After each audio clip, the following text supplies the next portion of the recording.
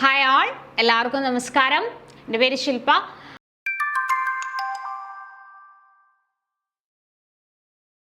അപ്പോൾ കഴിഞ്ഞ 6-ാം തീയതി, മെയ് മാസം 6-ാം തീയതി ഒരു ഡ്രൈവർ പരീക്ഷ നടന്നു പല തസ്തികളിലേക്കായിട്ട്. അതായത് ex serviceman, forest driver, grade 2 എക്സാമുകൾ നടന്നായിരുന്നു. Driver grade 2. അപ്പോൾ ആ എക്സാമിൻ്റെ ക്വസ്റ്റ്യൻസ് ആണ് നമ്മൾ ഇന്നത്തെ ഒരു വീഡിയോയിൽ ഡിസ്കസ് ചെയ്യാൻ പോകുന്നത്. അപ്പോൾ ഇനിയും ഡ്രൈവർ പരീക്ഷകൾക്കായിട്ട് കാത്തിരിക്കുന്നവർക്ക് പ്രതീക്ഷിക്കാം ഈ ഒരു പാറ്റേണിലുള്ള ചോദ്യങ്ങളായിരിക്കും. കൃത്യമായിട്ട് സിലബസ് ഉണ്ട് നമുക്ക് ഡ്രൈവർ പരീക്ഷകൾക്ക്, അല്ലേ? അപ്പോൾ കൃത്യമായിട്ട് മാർക്ക് ഡിസ്ട്രിബ്യൂഷൻ എല്ലാം പറഞ്ഞിട്ടുണ്ട്. ആ ഒരു ഭാഗത്ത് GK ഭാഗങ്ങളിൽ കുറച്ച് ക്വസ്റ്റ്യൻസ് ആണ് ഇന്നത്തെ ക്ലാസ്സിൽ ഡിസ്കസ് ചെയ്യുന്നത്. അപ്പോൾ സ്കിപ്പ് ചെയ്യാതെ കാണുക. ഇതുപോലെ നിങ്ങൾ ഏതൊരു പരീക്ഷയ്ക്ക് പ്രിപ്പയർ ചെയ്യുന്നവരാണ് എങ്കിലും GK എന്ന് പറയുന്നത് കോമൺ ടോപ്പിക്കാണ്, അല്ലേ? LDC ആയിക്കോട്ടെ, LGS ആയിക്കോട്ടെ, ഡിഗ്രി ലെവൽ ആയിക്കോട്ടെ, ഏത് പരീക്ഷയ്ക്ക് പ്രിപ്പയർ ചെയ്യുന്നവരാണെങ്കിലും ഈ ഭാഗങ്ങളൊക്കെ അറിഞ്ഞിരിക്കുന്നത് നല്ലതാണ്. കാരണം PSCയുടെ ട്രെൻഡ് എന്ന് പറയുന്നത് നാൾക്ക് നാൾ മാറിക്കൊണ്ടിരിക്കുകയാണ്. നമ്മൾ കഴിഞ്ഞ ദിവസം ഇതുപോലെ ഒരു LD ക്ലർക്ക് പരീക്ഷ നടന്ന് നമ്മൾ കണ്ടു, അല്ലേ? ആ പരീക്ഷയുടെ ക്വസ്റ്റ്യൻ പേപ്പർ കണ്ടപ്പോഴും നമുക്ക് മനസ്സിലായി പാറ്റേണുകൾ ഇങ്ങനെ മാറിക്കൊണ്ടിരിക്കുകയാണ്. അപ്പോൾ നിങ്ങൾ ഏതൊരു പരീക്ഷയ്ക്ക് പ്രിപ്പയർ ചെയ്യുന്നുണ്ടെങ്കിലും GK എന്ന് പറയുന്നത് കോമൺ ആണ്. അവിടെ നമ്മൾ എന്ത് ചെയ്യണം? എല്ലാ ക്വസ്റ്റ്യൻ പേപ്പറുകളും നല്ല പോലെ അനലൈസ് ചെയ്യണം. എങ്ങനെയാണ് മാറ്റങ്ങൾ വരുന്നത്, പാഠപുസ്തകം എത്രത്തോളം ഉൾക്കൊള്ളുന്നുണ്ട്, അത് എല്ലാ സബ്ജക്റ്റിനെയും, അതെ, സയൻസ് ആയിക്കോട്ടെ, മാത്സ് ആയിക്കോട്ടെ, എല്ലാത്തിനും ഇൻക്ലൂഡ് ചെയ്യണം. അപ്പോൾ ഇന്നത്തെ ക്ലാസ്സിൽ നമ്മൾ ഈ ഒരു റീസെൻ്റ് ആയിട്ട് നടന്ന മെയ് 6-ാം തീയതി നടന്ന പരീക്ഷയുടെ ക്വസ്റ്റ്യൻ പേപ്പറാണ് ഡിസ്കസ് ചെയ്യുന്നത്. അപ്പോൾ നമുക്ക് നോക്കാം. ഫസ്റ്റ് ക്വസ്റ്റ്യൻ: നമുക്ക് എല്ലാവരുടെയും ആവശ്യങ്ങളെ തൃപ്തിപ്പെടുത്തുവാനുള്ള വിഭവങ്ങളുണ്ട്, എന്നാൽ ഒരാളുടെ പോലും അത്യാഗ്രഹത്തെ നിറവേറ്റാൻ ഇല്ലതാനും ആരുടെ വാക്കുകളാണ്? പാഠപുസ്തകത്തിൽ വളരെ കൃത്യമായിട്ട് പറഞ്ഞിരിക്കുന്ന ഒരു കോട്ടാണിത്. ആരുടെയാണ്? മഹാത്മാഗാന്ധിയുടെ കോട്ടാണ്. ഓപ്ഷൻ D ആണ് ഉത്തരം. ഓക്കെ, ഓപ്ഷൻ D ആണ്, മഹാത്മാഗാന്ധിയുടെ വാക്കുകളാണിത്. നമുക്ക് എല്ലാവരുടെയും ആവശ്യങ്ങളെ തൃപ്തിപ്പെടുത്തുവാനുള്ള വിഭവങ്ങളുണ്ട്, എന്നാൽ ഒരാളുടെ പോലും അത്യാഗ്രഹത്തെ നിറവേറ്റാൻ ഇല്ലതാനും. മഹാത്മാഗാന്ധിയുടെ വാക്കുകളാണ്. അടുത്തത് രണ്ടാമത്തെ ക്വസ്റ്റ്യൻ: ഭരണഘടനാ നിർമ്മാണ സഭയ്ക്ക് അംഗീകാരം നൽകിയ ദിവസം എന്താണ്? നവംബർ 26. നവംബർ 26-നാണ് ഭരണഘടനയ്ക്ക് അംഗീകാരം നൽകിയത്. എന്നാൽ അത് നിലവിൽ വന്നത് ജനുവരി 26-നാണ്. അടുത്തത് മൂന്നാമത്തെ ചോദ്യം ഒരു സ്റ്റേറ്റ്മെന്റ് ക്വസ്റ്റ്യൻ ആണ്. വൈകുണ്ഠസ്വാമിയുമായി ബന്ധപ്പെട്ട പ്രസ്താവനകൾ കണ്ടെത്തുക. ബ്രിട്ടീഷ് ഭരണത്തെ വെണ്ണീജ ഭരണം എന്ന് വിശേഷിപ്പിച്ചു, അല്ലേ? ആണ്. ആരാണ്? വൈകുണ്ഠസ്വാമിയാണ് ബ്രിട്ടീഷ് ഭരണത്തെ വെണ്ണീജ ഭരണം എന്ന് വിശേഷിപ്പിച്ചത്. പ്രാചീന മലയാളം എന്ന കൃതി രചിച്ചു. പ്രാചീന മലയാളം ആരുടെയാണ്? ചട്ടമ്പി സ്വാമിയുടെയാണ്. അപ്പൊ ഇത് തെറ്റാണ്. വേല ചെയ്താൽ കൂലി കിട്ടണം എന്ന നിലപാട് അത് വൈകുണ്ഠസ്വാമിയുടെയാണ്, അല്ലെ? കേരളത്തെ ഭ്രാന്താലയം എന്ന് വിശേഷിപ്പിച്ചു. അതാരാണ്? അത് വിവേകാനന്ദനാണ്. അപ്പൊ നാലാമത്തെ സ്റ്റേറ്റ്മെന്റും തെറ്റാണ്. അപ്പൊ അവിടെ 1ഉം 3ഉമാണ് ശരിയായിട്ടുള്ളത്, അല്ലെ? 1ഉം 3ഉം എന്ന് പറയുമ്പോൾ ബന്ധപ്പെട്ട പ്രസ്താവനകൾ കണ്ടെത്താനാണ് നമ്മളോട് പറഞ്ഞിരിക്കുന്നത്. അപ്പൊ ഓപ്ഷൻ A ആണ് 1ഉം 3ഉം. ഓപ്ഷൻ A ആണ് 1ഉം 3ഉമാണ് ഉത്തരം. അടുത്തത് നാലാമത്തെ ചോദ്യം: ശ്രീനാരായണ ഗുരു അവസാനം നടത്തിയ പ്രതിഷ്ഠ എവിടെയാണ്? അല്ലെ? അരുവിപ്പുറം പ്രതിഷ്ഠയൊക്കെ അദ്ദേഹവുമായിട്ട് ബന്ധപ്പെട്ടതാണ്. അരുവിപ്പുറം വിപ്ലവം എന്നുകൂടെ അത് അറിയപ്പെടുന്നുണ്ട്, അല്ലെ? അപ്പോ ശ്രീനാരായണ ഗുരു അവസാനം നടത്തിയ പ്രതിഷ്ഠ എവിടെയാണ്? Option D Kalavancode. Option D കളവൻകോടാണ്. അഞ്ചാമത്തെ ചോദ്യം: പൊയ്കയിൽ ശ്രീ കുമാരഗുരുദേവനുമായി ബന്ധപ്പെട്ട ശരിയായ പ്രസ്താവന. കണ്ടോ, കേരള റിനൈസൻസുമായിട്ട് ബന്ധപ്പെട്ടിട്ടുള്ള ചോദ്യങ്ങളൊക്കെ തന്നെ സ്റ്റേറ്റ്മെന്റിലേക്കാണ് മാറിയിരിക്കുന്നത്. അപ്പൊ ഒന്ന് ശ്രദ്ധിക്കാം. അപ്പൊ അഞ്ചാമത്തെ ചോദ്യം ശ്രീ കുമാരഗുരുദേവനുമായിട്ട് ബന്ധപ്പെട്ടതാണ്, അല്ലെ? അപ്പൊ അതിന്റെ ഉത്തരം 1-ാം ലോക മഹായുദ്ധകാലത്ത് യുദ്ധവിരുദ്ധ ജാഥ നടത്തി, അല്ലെ? ആണ്, യുദ്ധവിരുദ്ധ ജാഥ നടത്തി. ശരിയായ പ്രസ്താവന കണ്ടെത്താനാണ് പറഞ്ഞിരിക്കുന്നത്. അപ്പൊ അത് ശരിയാണ്. ഇനി സാമൂഹിക പിന്നോക്കാവസ്ഥ പരിഹരിക്കുന്നതിനുള്ള മാർഗം വിദ്യാഭ്യാസമാണ് എന്ന് പറഞ്ഞു. ആണോ? അല്ല. അടുത്തത് പാട്ടുകളിലൂടെയാണ് തൻ്റെ ആശയം പ്രചരിപ്പിച്ചത്. പാട്ടുകളിലൂടെയാണ് തൻ്റെ ആശയം പ്രചരിപ്പിച്ചത്. അതും ശരിയാണ്. അപ്പോൾ ഇവിടെ വില്ലുവണ്ടി യാത്ര നടത്തി, നാലാമത്തെ സ്റ്റേറ്റ്മെന്റ്, അതും അല്ല. അത് നമുക്കറിയാം, അല്ലെ? വില്ലുവണ്ടി യാത്ര നടത്തിയത് കുമാരഗുരുദേവനല്ല, അയ്യങ്കാളിയുടെയാണ്. അപ്പോൾ 1ഉം 3ഉമാണ് ശരിയായിട്ടുള്ളത്. അപ്പോൾ ഇവിടെ അഞ്ചാമത്തേന്റെ ഉത്തരം ഓപ്ഷൻ സി ആണ്. 5 ഓപ്ഷൻ സി ആണ് ഉത്തരം. 6ാമത്തെ ചോദ്യം, ആധുനിക കാലഘട്ടത്തിൽ കേരളത്തിൽ പ്രവർത്തിച്ചിരുന്ന മിഷണറി സംഘങ്ങൾ. അപ്പൊ ആധുനിക കാലഘട്ടത്തിൽ കേരളത്തിൽ നമുക്കറിയാം ഒരുപാട് മിഷണറിമാര് കേരളത്തിൽ വന്നിട്ടുണ്ടായിരുന്നു അല്ലെ. അതിൽ ഏതൊക്കെയാണെന്നാണ് ചോദിച്ചിരിക്കുന്നത്. London mission society, servants of India society, Basel evangelical mission society, മുസ്ലിം ഐക്യസംഘം. അപ്പൊ തന്നിരിക്കുന്നതിൽ ഏതാണ് മിഷണറി സംഘങ്ങൾ എന്നാണ്. അപ്പൊ നമുക്കറിയാം ലണ്ടൻ മിഷൻ സൊസൈറ്റി അല്ലേ, ലണ്ടൻ മിഷൻ സൊസൈറ്റി പ്രവർത്തിച്ചിരുന്നു. അതുപോലെ തന്നെ ബേസൽ ഇവാഞ്ചലിക്കൽ മിഷൻ സൊസൈറ്റി അല്ലെ, ഹെർമൻ ഗുണ്ടട്ടൊക്കെ അതിന്റെ പ്രവർത്തകരായിരുന്നു അല്ലെ, ബേസൽ ഇവാഞ്ചലിക്കൽ മിഷൻ സൊസൈറ്റിയുടെ. അതുപോലെ തന്നെ ചർച്ച് മിഷൻ സൊസൈറ്റി, ഇതൊക്കെ കേരളത്തിൽ ഉണ്ടായിരുന്ന മിഷണറിമാരാണ്. അപ്പൊ ഇവിടെ 1ഉം 3ഉമാണ് ഉത്തരം. ഓപ്ഷൻ എ ആണ് കറക്റ്റ് ആൻസർ. അടുത്തത് 7ാമത്തെ, കേരളത്തിലെ നവോത്ഥാന നായകരും അവർ സ്ഥാപിച്ച പ്രസ്ഥാനങ്ങളും സംബന്ധിച്ച ശരിയായ ജോഡി കണ്ടെത്തുക. അപ്പോൾ 1 എ സൈഡിൽ തന്നിരിക്കുന്നത് വക്കം അബ്ദുൽ ഖാദർ മൗലവി, അയ്യങ്കാളി, വൈകുണ്ഠസ്വാമികൾ, ശ്രീനാരായണ ഗുരു. ഇപ്പുറത്തെ സൈഡിൽ സമത്വ സമാജം, ശ്രീനാരായണ ധർമ്മ പരിപാലന യോഗം, സാധുജന പരിപാലന യോഗം, കേരള മുസ്ലിം ഐക്യ സംഘം. ഓക്കെ, അപ്പൊ നമുക്ക് മാച്ച് ചെയ്യാം അല്ലെ. നമുക്ക് ആദ്യം അറിയണമെന്ന് നോക്കാം. വൈകുണ്ഠസ്വാമി സമത്വ സമാജം 3A വരുന്ന ഓപ്ഷൻ ഏതാണെന്ന് നമുക്ക് നോക്കാം അല്ലെ. അപ്പോ ഓപ്ഷൻ എ ഇതല്ല ഉത്തരം, ഇതല്ല ഉത്തരം. ഇനി അടുത്തത് ശ്രീനാരായണ ഗുരുവാണ്, ശ്രീനാരായണ ധർമ്മ പരിപാലന യോഗം 4B അല്ലെ. 4B വരുന്ന ഒരൊറ്റ ഓപ്ഷനേ ഉള്ളൂ. അതിലേക്ക് തന്നെ നമുക്ക് ഉത്തരത്തിലേക്ക് എത്താൻ പറ്റും. അപ്പൊ 7ാമത്തെ ഉത്തരം ഏതാണ്? ഓപ്ഷൻ ബി ആണ് അല്ലെ. ഓപ്ഷൻ ബി ആണ്. വക്കം അബ്ദുൽ ഖാദർ മൗലവിയുടെയാണ് കേരള മുസ്ലിം ഐക്യസംഘം. കേരള മുസ്ലിം ഐക്യസംഘം വക്കം അബ്ദുൽ ഖാദർ മൗലവി. അയ്യങ്കാളിയുടെയാണ് സാധുജന പരിപാലന യോഗം. ക്ലിയർ ആണല്ലോ. ഓപ്ഷൻ ബി ആണ് ഉത്തരം. 8ാമത്തെ ചോദ്യം, 1940 ജൂലൈ 31 ഇന്ത്യൻ സ്വാതന്ത്ര്യ സമരവുമായുള്ള ബന്ധം എന്താണ്? ഭഗത് സിംഗിനെ തൂക്കിലേറ്റി, 2ാം ലോക മഹായുദ്ധം ആരംഭിച്ചു, ഉദ്ധം സിംഗിനെ വധശിക്ഷയ്ക്ക് വിധേയനാക്കി, ക്വിറ്റ് ഇന്ത്യ പ്രസ്ഥാനം ആരംഭിച്ചു അല്ലെ. ഇവിടെ ഏതാണ് ഉത്തരം? ഓപ്ഷൻ സി ആണ്. ഉദ്ധം സിംഗിനെ തൂക്കിലേറ്റിയതാണ്, വധശിക്ഷയ്ക്ക് വിധേയനാക്കിയതാണ് 1940 ജൂലൈ 31. അടുത്തത് 9ാമത്തെ ചോദ്യം, താഴെ പറയുന്നവയിൽ ഏറ്റവും കൂടുതൽ തൊഴിലവസരങ്ങൾ ലഭ്യമാകുന്ന മേഖല. എക്കണോമിക്സുമായിട്ട് ബന്ധപ്പെട്ടതാണ്. നമുക്ക് 3 sectors, primary, secondary, tertiary sectors പഠിക്കാനുണ്ട് അല്ലെ. അതിൽ ഏറ്റവും കൂടുതൽ തൊഴിലവസരങ്ങൾ ഉള്ളത് എപ്പോഴും ഇതിൽ തന്നെയാണ്, പ്രൈമറി സെക്ടറിലാണ്. ഓപ്ഷൻ സി പ്രാഥമിക മേഖല. കൃഷിയൊക്കെ ഉൾപ്പെടുന്ന പ്രാഥമിക മേഖലയിലാണ് ഏറ്റവും കൂടുതൽ തൊഴിലവസരങ്ങൾ ഉള്ളത്. അടുത്തത് 10ാമത്തെ ചോദ്യം, 2011-12 സാമ്പത്തിക സർവേ പ്രകാരം ഇന്ത്യയിൽ ഏറ്റവും കുറവ് ദാരിദ്ര്യമുള്ള സംസ്ഥാനം. അപ്പൊ ഇപ്പോഴും ആ സർവേ എടുത്തിരിക്കുന്നത് 11-12 ആണ് കേട്ടോ. പഴയ സർവേ ആണ് ചോദിച്ചിരിക്കുന്നത്.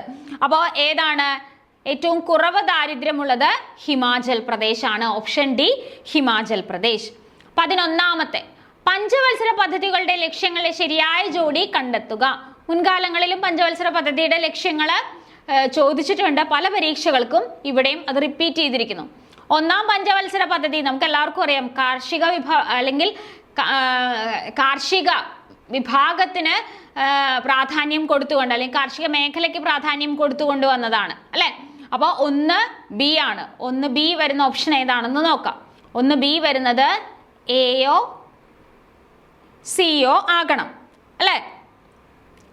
ഇനി 2ാം പഞ്ചവത്സര പദ്ധതി, 2ാം പഞ്ചവത്സര പദ്ധതി ഏതാണ്? 2ാം പഞ്ചവത്സര പദ്ധതി വ്യാവസായിക വികസനമാണ് അല്ലെ, സി ആണ്. അപ്പോ 2C വരുന്ന ഓപ്ഷൻ സി ആണ്. അപ്പൊ ഉത്തരം ഏതാണ്? 11ന്റെ ഉത്തരം ഓപ്ഷൻ സി ആണ്. നമുക്ക് മാക്സിമം അങ്ങനെ എലിമിനേറ്റ് ചെയ്ത് കണ്ടുപിടിക്കാനായിട്ട് ശ്രമിക്കാം. ഓക്കെ, 3ാമത്തേത് എന്താണ്? 3ാം പഞ്ചവത്സര പദ്ധതിയുടെ ലക്ഷ്യം ഭക്ഷ്യ സ്വയം പര്യാപ്തത. 4ാമത്തേന്റെ ഏതാണ്? സ്വാശ്രയത്വം. ഓക്കെ, അപ്പൊ നമുക്ക് അറിയണത് വെച്ചിട്ട് ഓപ്ഷനിൽ നിന്ന് ഉത്തരത്തിലേക്ക് എത്താൻ ശ്രമിക്കാം. അപ്പോൾ 11 പഞ്ചവത്സര പദ്ധതിയുമായിട്ട് ബന്ധപ്പെട്ട ഉത്തരം ഓപ്ഷൻ സി ആണ്. അടുത്തത് 12ാമത്തെ, മാനവ വികസന സൂചികയുമായി ബന്ധപ്പെട്ട ശരിയായ വിവരങ്ങൾ കണ്ടെത്തുക. UNDP ആണ് ഇത് തയ്യാറാക്കുന്നത്. സാംസ്കാരിക വൈവിധ്യം, ആയുർദൈർഘ്യം, അഴിമതി രഹിത ഭരണം. അപ്പോൾ 12ാമത്തെ ഉത്തരം വരുന്നത് ഏതൊക്കെയാണ്? ഇതെന്താണ്? ഒരു മാനവ വികസന സൂചിക എന്ന് പറയുന്നത് അത് UNDP ആണ് തയ്യാറാക്കുന്നത്. ശരിയാണ് അല്ലെ? അതുപോലെ തന്നെ എന്താണ്? ആയുർദൈർഘ്യം അതുമായിട്ട് കണക്ട് ചെയ്യുന്നതാണ്. അതിനെ അടിസ്ഥാനപ്പെടുത്തിയിട്ടൊക്കെയാണ് ഇത് കണക്കാക്കുന്നത്. അപ്പൊ ഇവിടെ ഉത്തരം 12 ഉത്തരം ഓപ്ഷൻ സി ആണ്, 1ഉം 3ഉം. ഓക്കെ, 13ാമത്തെ ചോദ്യം. കേരളത്തിൽ നിന്നും ഇന്ത്യൻ വനിതാ ക്രിക്കറ്റ് ടീമിലേക്ക് തെരഞ്ഞെടുക്കപ്പെട്ട ആദ്യ വനിതാ താരം. കറണ്ട് അഫയർ ആണ്, മിന്നുമണിയാണ് അല്ലെ? നമ്മളെല്ലാവരും കണ്ടതാണ്. Option C Minnu Mani. ബ്രിട്ടീഷ് ഭരണകാലത്ത് വടക്ക് പടിഞ്ഞാറൻ ഇന്ത്യയിൽ നടപ്പിലാക്കിയ നികുതി വ്യവസ്ഥ. പാഠപുസ്തകത്തിൽ നിന്നും അങ്ങനെ തന്നെ എടുത്ത ഭാഗമാണ്. ബ്രിട്ടീഷ് ഭരണകാലത്ത് വടക്ക് പടിഞ്ഞാറൻ ഇന്ത്യയിൽ നടപ്പിലാക്കിയ നികുതി വ്യവസ്ഥ. പലതരത്തിലുള്ള നികുതി വ്യവസ്ഥകൾ ഉണ്ടായിരുന്നു അല്ലെ? ശാശ്വത ഭൂനികുതി വ്യവസ്ഥ, റൈറ്റ് വാരി, മഹൽവാരി, മൻസബ്ദാരി, ഇതൊക്കെ പലതരത്തില് ഇന്ത്യയുടെ പല ഭാഗങ്ങളില് അല്ലെ? തെക്കൻ ഭാഗങ്ങളിലൊക്കെയാണ് റൈറ്റ് വാരി സമ്പ്രദായമൊക്കെ നിലനിന്നിരുന്നത്. അപ്പോൾ ഇവിടെ 14ാമത്തെ ഉത്തരം വടക്ക് പടിഞ്ഞാറൻ ഇന്ത്യയിൽ നടപ്പിലാക്കിയത് മഹൽവാരിയാണ്. ഏതാണ്? Option C Mahalwari. 15. ബ്രിട്ടീഷ് ഭരണത്തിൽ കൂടുതൽ വില ലഭിക്കുന്ന കാർഷിക വിളകളും അത് കൂടുതലായി കൃഷി ചെയ്തിരുന്ന ഇന്ത്യൻ പ്രദേശങ്ങളും കണ്ടെത്തുക. വീണ്ടും മാച്ച് ചെയ്യാനാണ്. കരിമ്പ്, തേയില, ചണം, ഗോതമ്പ്. പഞ്ചാബ്, ബംഗാൾ, ഉത്തർപ്രദേശ്, ആസാം. അപ്പൊ എവിടെയാണ് ഇത് കൃഷി ചെയ്തിരുന്നത് എന്നാണ് അല്ലെ? അപ്പൊ കുറച്ച് കൺഫ്യൂഷനൊക്കെ നമുക്ക് ഉണ്ടാകും. കൺഫ്യൂഷൻ ഉണ്ടാകും. അപ്പൊ ഇതില് നമുക്കറിയാം തേയില ആസാം ആയിരിക്കും അല്ലെ? തേയില ആസാം ആയിരിക്കും. അപ്പൊ 2D. അപ്പൊ 2D വരുന്ന ഓപ്ഷൻ, 2D വരുന്ന ഏതൊക്കെ ഓപ്ഷൻ ഉണ്ട്? ബിയും ഡിയും ഉണ്ട്. അപ്പൊ സി അല്ല, എ അല്ല അല്ലെ? സിയും എയും അല്ല, ബിയോ ഡിയോ ആകാനാണ് സാധ്യത അല്ലെ? ഇനി കരിമ്പ് എവിടെയാണ്? ഉത്തർപ്രദേശിലാണ് അല്ലെ? കരിമ്പ് ഏറ്റവും കൂടുതൽ കൃഷി ചെയ്യുന്നത് ഉത്തർപ്രദേശിലാണ്. അപ്പോൾ സി ആണ്, 1C. അപ്പോൾ 1C വരുന്നത് ഏതാണ്? ഡി അല്ല. ഇപ്പൊ ഇവിടെ ഉത്തരം ഏതാണ്? ഓപ്ഷൻ ബി ആണ്. ചണം ചിലർക്കൊക്കെ അറിയാം, ബംഗാളിലാണ് അല്ലെ? വെസ്റ്റ് ബംഗാളിലാണ് ചണം ഏറ്റവും കൂടുതൽ കൃഷി ചെയ്യുന്നത്. അപ്പോ 3B ആണ്. ദെൻ 4 ഗോതമ്പ്, പഞ്ചാബ്. ഓക്കെ, അപ്പോൾ ഇവിടെ ഉത്തരം വരുന്നത് ഏതാണ്? 1C, 2D, 3B, 4A. Okay, option B ആണ് ഉത്തരത്തിലേക്ക് വരുന്നത്. അടുത്തത് 16. ഇന്ത്യയിലെ ഇലക്ഷൻ കമ്മീഷനുമായി ബന്ധപ്പെട്ട് ചുവടെ ചേർക്കുന്ന പ്രസ്താവനകളിൽ ശരിയായത് ഏത്? ഇപ്പൊ റീസെന്റ് ആയിട്ട് നമുക്ക് ഇലക്ഷൻ നടന്നുകൊണ്ടിരിക്കുന്ന ഒരു സമയമാണ് അല്ലെ? ഇന്ത്യയിലെ ലോക്സഭ ഇലക്ഷൻ നടന്നുകൊണ്ടിരിക്കുന്ന സമയമാണ്. അപ്പൊ സ്ഥാനാർത്ഥികളെ നാമനിർദ്ദേശം ചെയ്യുന്നു, സുപ്രീം കോടതിയിലെ ജഡ്ജിമാരെ നിയമിക്കുന്നു, പുതിയ രാഷ്ട്രീയ പാർട്ടികൾ രൂപീകരിക്കുന്നു, വോട്ടർ പട്ടിക തയ്യാറാക്കുന്നു. ഏതാണ് ഇലക്ഷൻ കമ്മീഷനുമായിട്ട് ബന്ധപ്പെട്ടത്? സ്ഥാനാർത്ഥികളെ നാമനിർദ്ദേശം ചെയ്യുന്നതൊന്നും ഇലക്ഷൻ കമ്മീഷൻ അല്ല അല്ലെ? സുപ്രീം കോടതിയിലെ ജഡ്ജിമാരെ നിയമിക്കുന്നതും ഇലക്ഷൻ കമ്മീഷൻ അല്ല, ഒക്കെ രാഷ്ട്രപതിയാണ്. പുതിയ രാഷ്ട്രീയ പാർട്ടികൾ രൂപീകരിക്കുന്നു, അതും അല്ല. പിന്നെന്താണ്? വോട്ടർ പട്ടിക തയ്യാറാക്കുന്നു. അപ്പൊ 4 മാത്രം. ഓപ്ഷൻ ഡി ആണ് ഉത്തരമായിട്ട് വരുന്നത്. ഓക്കെ, ശരിയായത് ഏത് എന്നാണ് ചോദിച്ചത്? 4 മാത്രം. 17ാമത്തെ ചോദ്യം. ഭാഷാടിസ്ഥാനത്തിൽ സംസ്ഥാനങ്ങൾ രൂപീകരിക്കുന്നത് ശുപാർശ ചെയ്ത കമ്മീഷൻ ഏത്?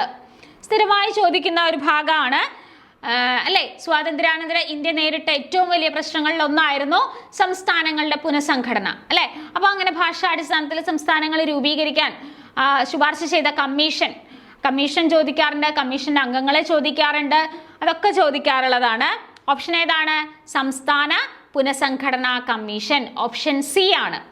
18. നാട്ടുരാജ്യങ്ങളുടെ സംയോജനത്തിൽ നേതൃത്വം വഹിച്ചത് ആരാണ്? നാട്ടുരാജ്യങ്ങളുടെ സംയോജനത്തിൽ നേതൃത്വം വഹിച്ചത് സർദാർ വല്ലഭായ് പട്ടേലാണ്. ഓപ്ഷൻ ഡി ആണ്. 19. സ്വാതന്ത്ര്യത്തിന് ശേഷം ഇന്ത്യ ഏതു രാജ്യത്തിൽ നിന്നാണ് പഞ്ചവത്സര പദ്ധതി എന്ന ആശയം സ്വീകരിച്ചത്? അപ്പൊ പഞ്ചവത്സര പദ്ധതിയായിട്ട് ബന്ധപ്പെട്ട് 2ാമത്തെ ചോദ്യമാണ് അല്ലെ? ഏത് രാജ്യത്തു നിന്നാണ് നമ്മൾ 5 ഇയർ പ്ലാൻ എന്ന് പറയുന്ന ആ ഒരു ഐഡിയ ബോറോ ചെയ്തത്? സോവിയറ്റ് യൂണിയനിൽ നിന്നാണ്. റഷ്യ അല്ലെ? അന്നത്തെ സോവിയറ്റ് യൂണിയൻ, ഇന്നത്തെ റഷ്യ. സോവിയറ്റ് യൂണിയനിൽ നിന്നാണ് നമ്മൾ കടമെടുത്തിരിക്കുന്നത്. അടുത്തത് 20ാമത്തെ ചോദ്യം. ഓപ്പറേഷൻ ഫ്ലഡ് ഏതുമായി ബന്ധപ്പെട്ടതാണ്? ഓപ്പറേഷൻ ഫ്ലഡ് എന്താണ്? ധവള വിപ്ലവം അല്ലേ? പാലുമായിട്ട് ബന്ധപ്പെട്ടത് ധവള വിപ്ലവവുമായി ബന്ധപ്പെട്ടതാണ് ഓപ്പറേഷൻ ഫ്ലഡ് എന്ന് പറയുന്നത്. ഓക്കെ, അടുത്തത് 21ാമത്തെ ചോദ്യം കോൺസ്റ്റിറ്റ്യൂഷനുമായിട്ട് ബന്ധപ്പെട്ടതാണ്. താഴെ കൊടുത്തിട്ടുള്ളവയിൽ മൗലിക അവകാശം അല്ലാത്തത് ഏത്? ഒരുപാട് പ്രാവശ്യം ചോദിച്ചിട്ടുള്ള ചോദ്യമാണ്. ഒരേ ഓപ്ഷനായിട്ട് തന്നെ സമത്വാവകാശം, സ്വാതന്ത്ര്യാവകാശം, സാംസ്കാരിക വിദ്യാഭ്യാസ അവകാശങ്ങൾ, സ്വത്തവകാശം അല്ലെ? മൗലികാവകാശം അല്ലാത്തത് സ്വത്തവകാശമാണ്. ഓപ്ഷൻ ഡി ആണ്. ഇപ്പൊ അതൊരു നിയമപരമായിട്ടുള്ള അവകാശം മാത്രമാണ്. 22ാമത്തെ ചോദ്യം, 2002 86 ഭേദഗതിയിലൂടെ ഭരണഘടനയിൽ ഉൾപ്പെടുത്തിയ മൗലിക കർത്തവ്യം ഏതാണ്? 6 മുതൽ 14 വയസ്സുവരെയുള്ള കുട്ടികളെ വിദ്യാലയത്തിൽ അയക്കേണ്ടത് രക്ഷിതാക്കളുടെ കടമയാണ്. ആണല്ലോ, അതാണ് ആഡ് ചെയ്തത് അല്ലെ? മൗലിക കർത്തവ്യങ്ങൾ 10 നിലവിൽ വരുമ്പോൾ, അതായത് മൗലിക കർത്തവ്യങ്ങൾ നിലവിൽ വരുമ്പോൾ 10 ഉണ്ടായിരുന്നു. ഇപ്പൊ അത് 11 ഉണ്ട്. 11ാമത്തെയാണ് പറഞ്ഞത്. 6 മുതൽ 14 വയസ്സ് വരെയുള്ള കുട്ടികളെ സ്കൂളിൽ അയക്കുക എന്നുള്ളത് ആരുടെയാണ്? പാരൻസിന്റെയോ അല്ലെങ്കിൽ രക്ഷാകർത്താക്കളുടെയോ കടമയാണ്. പൊതുമുതൽ സംരക്ഷിക്കുകയും അക്രമങ്ങൾ ഒഴിവാക്കുകയും ചെയ്യുക, തുല്യ ജോലിക്ക് തുല്യ വേതനം, കുടിൽ വ്യവസായങ്ങളെ പരിപോഷിപ്പിക്കുക. അപ്പൊ ഇവിടെ വരുന്നത് 22 ഉത്തരം വരുന്നത് ഏതാണ്? സ്റ്റേറ്റ്മെന്റ് 1 മാത്രമാണ്. അപ്പൊ ഓപ്ഷൻ സി ആണ്. 1 മാത്രമാണ് ഉത്തരം. അടുത്തത് 23ാമത്തെ ചോദ്യം, ഭരണഘടനാ നിർമ്മാണ സഭയുടെ ഡ്രാഫ്റ്റിംഗ് കമ്മിറ്റി ചെയർമാൻ ആരായിരുന്നു? BR അംബേദ്കർ ആണ് അല്ലെ? BR അംബേദ്കർ ആണ് ഡ്രാഫ്റ്റിംഗ് കമ്മിറ്റിയുടെ ചെയർമാൻ ആയിരുന്നത്. അതുകൊണ്ട് തന്നെ ഭരണഘടനയുടെ ശില്പി എന്നറിയപ്പെടുന്നതും അദ്ദേഹം തന്നെയാണ്. 24ാമത്തെ ചോദ്യം, ഇന്ത്യൻ ഭരണഘടന ഭേദഗതി ചെയ്യാനുള്ള അധികാരം ആരിൽ നിക്ഷിപ്തമാണ്? അപ്പൊ നമുക്ക് അമെൻഡ് ചെയ്യാനുള്ള പവർ ഉണ്ട് അല്ലെ? ഭരണഘടനാ ഭേദഗതിക്ക് ചെയ്യാൻ പറ്റും. പക്ഷെ ഭരണഘടനയുടെ ആ ഒരു പൊതു സ്വഭാവത്തിന് മാറ്റം വരാൻ പാടില്ല എന്ന് പ്രത്യേകം പറയുന്നുണ്ട് അല്ലെ? അതിന്റെ ആ ഒരു സ്ട്രക്ചറിന് വ്യത്യാസം വരാൻ പാടില്ല. അല്ലാതെ എങ്ങനെ വേണമെങ്കിലും നമുക്ക് അമെൻഡ് ചെയ്യാനായിട്ട് സാധിക്കും. അങ്ങനെയാണെന്നുണ്ടെങ്കിൽ ഭരണഘടന ഭേദഗതി ചെയ്യാനുള്ള പവർ ആർക്കാണുള്ളത്? പാർലമെന്റിനാണ്. ഓപ്ഷൻ എ ആണ്, പാർലമെന്റിനാണ്. അടുത്തത് 25ാമത്തെ ചോദ്യം, ഇന്ത്യൻ ഭരണഘടന എഴുതി തയ്യാറാക്കിയത് ആര്? ഡോക്ടർ BR അംബേദ്കർ, ഭരണഘടനാ നിർമ്മാണ സഭ, ഡോക്ടർ രാജേന്ദ്ര പ്രസാദ്, മൗലാന അബ്ദുൽ കലാം ആസാദ്. എഴുതി തയ്യാറാക്കിയത് ആരാണ്? ഭരണഘടനാ നിർമ്മാണ സഭയാണ് അല്ലെ? ഒരു കൂട്ടായ പ്രവർത്തനമായിരുന്നു അത്. BR അംബേദ്കർ ആണോ? ഇനി ഭരണഘടനാ നിർമ്മാണ സഭയില്ല, BR അംബേദ്കർ മാത്രമേ ഉള്ളൂ ഓപ്ഷനിൽ, വേറെ വ്യക്തികളാണ് എങ്കിൽ അവിടെ നമുക്ക് BR അംബേദ്കർ ഉത്തരമായിട്ട് എടുക്കാം. പക്ഷെ ഇവിടെ ഓപ്ഷൻ ബി, ഭരണഘടനാ നിർമ്മാണ സഭ ഉള്ളത് കൊണ്ട് ഇവിടെ ഉത്തരം ഓപ്ഷൻ ബി ആണ്. ഓക്കെ, അപ്പൊ നമ്മൾ ഇന്ന് 25 ക്വസ്റ്റ്യൻസ് ആണ് ഡിസ്കസ് ചെയ്തത്. ഇത് പാർട്ട് 1 ആണ്. ഇതിന്റെ കണ്ടിന്യൂവേഷൻ ആയിട്ട് അടുത്തൊരു വീഡിയോയിൽ നമ്മൾ 25 മുതൽ 50 വരെയുള്ള അല്ലെങ്കിൽ 26 മുതൽ 50 വരെയുള്ള ക്വസ്റ്റ്യൻസ് നമ്മൾ ഡിസ്കസ് ചെയ്യുന്നതാണ്. അപ്പോൾ ഡ്രൈവർ പരീക്ഷയ്ക്ക് ഇത്രയും ഇമ്പോർട്ടൻ്റ് ആണ് GK എന്നുള്ളത് ഇപ്പോൾ മനസ്സിലായില്ലേ?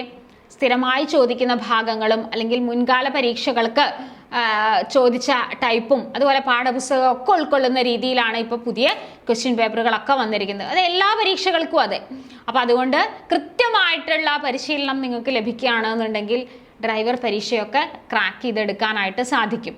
അപ്പോൾ ഡ്രൈവർ പരീക്ഷകൾക്കായിട്ടുള്ള ലോങ് ബാച്ചുകൾ നമ്മൾ കോമ്പറ്റേറ്റീവ് ക്രാക്കറിൽ ആരംഭിച്ചിട്ടുണ്ട്. അപ്പോൾ ജോയിൻ ചെയ്യുക. നിങ്ങൾക്ക് ഡ്രൈവിങ്ങിനുള്ള ഒരു പാഷൻ ഉണ്ടെങ്കിൽ തന്നെ നമുക്ക് എന്ത് ചെയ്യാം? നമുക്ക് ഇഷ്ടപ്പെട്ട ജോലി ചെയ്യാൻ പറ്റും അല്ലേ? ഡ്രൈവിംഗ് എന്ന് പറയുന്നത് ഒരുപാട് പേർക്ക് പാഷനായിട്ടുള്ള ആൾക്കാരുണ്ട്. അപ്പോൾ നമുക്ക് ഇഷ്ടപ്പെട്ട ഒരു ജോലി ചെയ്യാനായിട്ട് പറ്റും. നമ്മൾ ആഗ്രഹിക്കുന്ന തരത്തിലുള്ള ഒരു ജോലി നമുക്ക് ചെയ്യാനായിട്ട് പറ്റും. അതിന് കുറച്ചൊന്ന് റിസ്ക് എടുത്താൽ മതി. റിസ്ക് എന്ന് പറയുന്നത് കുറച്ച് GK ടോപ്പിക്കുകളൊക്കെ പഠിക്കാനുണ്ട്. ആ ഭാഗങ്ങളെ കൂടെ ഒന്ന് മനസ്സിലാക്കി എടുത്താൽ മതി. അപ്പോൾ അതിനായിട്ട് പുതിയ ബാച്ചുകൾ നമ്മൾ ലോങ് ബാച്ചുകൾ ആരംഭിച്ചിട്ടുണ്ട്. ജോയിൻ ചെയ്യുക. അതുപോലെ നിങ്ങളുടെ കൂട്ടുകാരും ഉണ്ടാവും ഇതുപോലെ ഡ്രൈവിംഗ് ഇഷ്ടപ്പെടുന്നവർ അല്ലേ? അപ്പോൾ അവർക്കും സജസ്റ്റ് ചെയ്യാൻ പറ്റുന്ന ഒരു കാര്യമാണ് ഇനി വിളിക്കാൻ പോകുന്ന പരീക്ഷകളെ കുറിച്ചിട്ടും ഒക്കെ നിങ്ങൾക്ക് പറഞ്ഞു കൊടുക്കാം. അപ്പോൾ ഡ്രൈവർ പരീക്ഷകളും അതുപോലെ തന്നെ PSC പരീക്ഷകളൊക്കെ ആയിട്ട് ബന്ധപ്പെട്ടിട്ടുള്ള അപ്ഡേഷൻസ് നിങ്ങൾക്ക് ഈ ഒരു ചാനലിൽ ലഭിക്കുന്നതാണ്. കോമ്പറ്റേറ്റീവ് ക്രാക്കറിൻ്റെ ഈ ഒരു PSC ചാനൽ നിങ്ങൾ സബ്സ്ക്രൈബ് ചെയ്യുക, കൂട്ടുകാർക്ക് ഷെയർ ചെയ്യുക. അടുത്തൊരു വീഡിയോയിൽ കാണാം. താങ്ക്